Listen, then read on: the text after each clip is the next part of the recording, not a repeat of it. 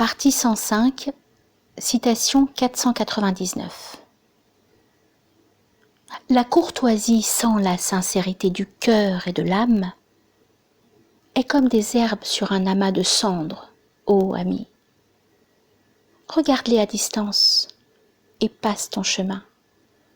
Elles ne méritent pas d'être mangées, ni même respirées. Jalal ad-Din Rumi dans Mathnawi. 500. La méditation est comme un miroir dans lequel chacun de ceux qui la pratiquent, en examinant son état, voit réfléchis devant lui ses vertus et ses vices. Hassan al-Basri. 501. La méditation est comme un miroir de la majesté et de la souveraineté divine. Elle manifeste le bon et le mauvais. Al-Fudayl ibn Ayyad. 502. Avant d'aborder une question aussi centrale que celle des piliers d'une religion, on ne peut faire l'économie de deux questions. Quelle est la conception de l'homme sur laquelle se base cette religion? Et dans quel but astreint-elle ses adeptes à tout un ensemble d'obligations? Si on ne précise pas la vision du monde et l'anthropologie sur lesquelles elle se fonde, toute présentation de ces pratiques risquera de se heurter au mieux à l'incompréhension, au pire à la haine et au rejet. L'islam est loin d'être un monolithe étouffant, a priori, tout jugement et toute évolution. La diversité de ces écoles juridiques ou le principe de l'ijtihad en sont les témoins. Il faut cependant ici établir une distinction entre ces fondements et les nombreux aspects secondaires et pratiques qui en dérivent et qui comportent une souplesse d'application. Ces aspects doivent en permanence s'efforcer de s'adapter à de nouveaux contextes et gagnent à être enrichis par des réformes ainsi qu'à faire l'objet de débats constants. Le débat et la réflexion sur les principes de base et leur signification est tout aussi essentielle. Cependant, pour un musulman, leur remise en cause aboutira logiquement à renier l'édifice dans son ensemble. Selon le Coran, l'homme est un être composé. Il est doté d'un corps auquel Allah a insufflé de son esprit. L'homme porte donc en lui une parcelle de divin, son âme, qui est à l'origine de certaines caractéristiques qui le distinguent de toutes les autres créatures. Une soif d'infini et de vérité, une recherche constante de perfection, qui ne sont que les manifestations multiples d'une même aspiration au divin, qui se confond avec la pleine réalisation de sa dimension spirituelle. La religion n'est donc pas conçue comme une chose extérieure à l'homme, venant s'imposer à lui comme une violence insupportable.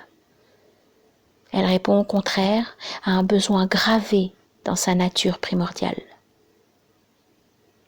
Le Coran considère aussi la religion comme une inhérence à la nature, fitra, qu'Allah a originellement donnée aux hommes.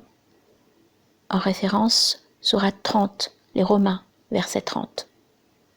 Ce principe dérive d'une conception d'un Dieu sage qui, loin de vouloir soumettre l'homme à ce qui serait étranger à ses aspirations profondes, veut au contraire l'aider à les réaliser pleinement.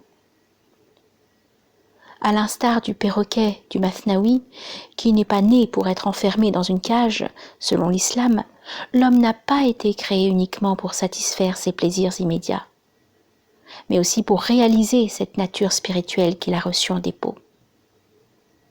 Chacun d'entre nous a fait à sa manière l'expérience que l'on ne peut révéler, le meilleur de soi-même, qu'en dépassant la sphère de ses désirs immédiats.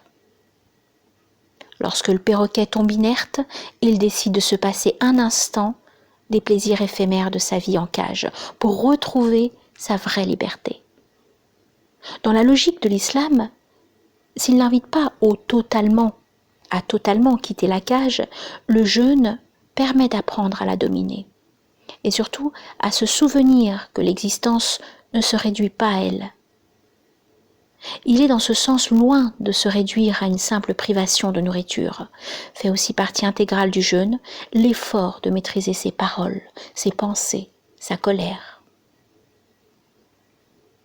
De même, pour tout musulman conscient du but qu'il poursuit, les 5 prières quotidiennes ne sont pas une violence morale, mais un moyen de se rapprocher de son Dieu et de se rappeler constamment le sens de son existence. Si l'on considère l'homme comme un être avant tout libre de suivre son bon plaisir, la religion violentera indéniablement le but qu'il s'est fixé. Pour un croyant, au contraire, toute règle édictée par celui qu'il considère comme son Dieu deviendra un instrument de perfectionnement et de libération. La poursuite de tout objectif implique d'accepter un minimum de moyens permettant de l'atteindre. Quelle personne désirant suivre un régime amaigrissant aurait l'idée de qualifier le respect de règles diététiques de violence faite à sa liberté absolue de manger autant qu'elle le veut?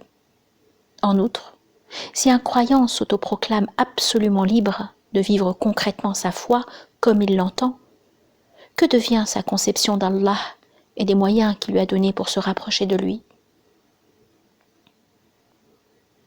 Rappelons aussi que les pratiques de l'islam s'enracinent dans la croyance en l'existence d'un rapport étroit entre corps et esprit, le spirituel devant se révéler au travers d'actes ayant un aspect physique concret, comme le jeûne ou le fait de prier avec tout son corps.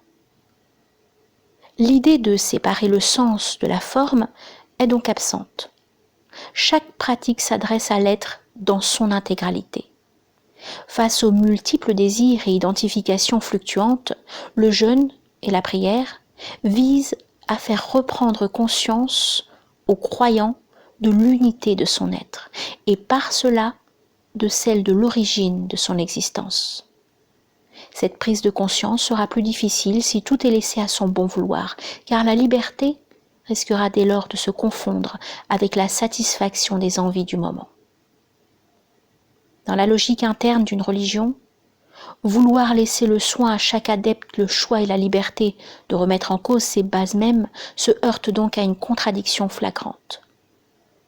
Comme le disait Youssouf Joubert, la religion n'est ni une théologie, ni une théosophie. Elle est plus que tout cela. Une discipline, une loi, un joug, un indissoluble engagement.